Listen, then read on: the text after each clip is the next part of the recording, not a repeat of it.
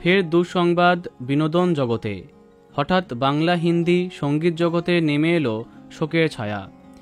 ঊষা উথুপ মানেই একের পর এক হিট রক গান। এই বছরই গায়িকা পেয়েছিলেন পদ্মভূষণ সম্মান, আর এর মধ্যে তার জীবনে শোকের কালো মেঘ। এদিন হঠাৎই প্রয়াত হলেন তার স্বামী জানি চাকো উথুপ।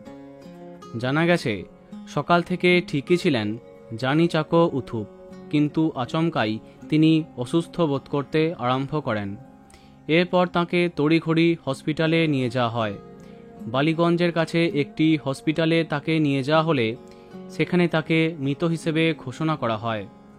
জানা গেছে প্রাথমিকভাবে মনে করা হচ্ছে যে হৃদরোগে আক্রান্ত হয়ে মৃত্যু হয়েছে জানি চাকো উথুপের।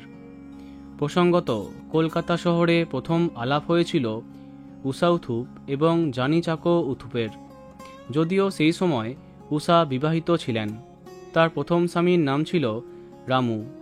পরবর্তীতে সেই সম্পর্ক ভাঙে এবং গড়ে ওঠে নতুন সম্পর্ক।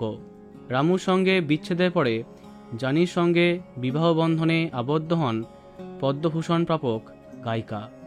এদিন ৭৮ বছর বয়সে শেষ নিঃশ্বাস ত্যাগ করেন জানি চাকো উথুপ। ৭৬ বছর বয়সে এসে সবথেকে কাছের প্রিয়জনকে হারালেন ডিস্কো কুইন। জানা গেছে এদিন যখন এই ঘটনা ঘটে তখনও একটি স্টুডিওতে মিটিংয়ে ছিলেন গায়িকা। সেখান থেকে বেরিয়েই তার স্বামী যে অসুস্থ সেটা জানতে পারেন তিনি। খবর পেয়েই ছুটে যান হসপিটালে, কিন্তু সেখানেই যে আরও মর্মান্তিক খবর অপেক্ষা করছিল সেটা কে জানত। বন্ধুরা, ভিডিওটি এইটুকুই।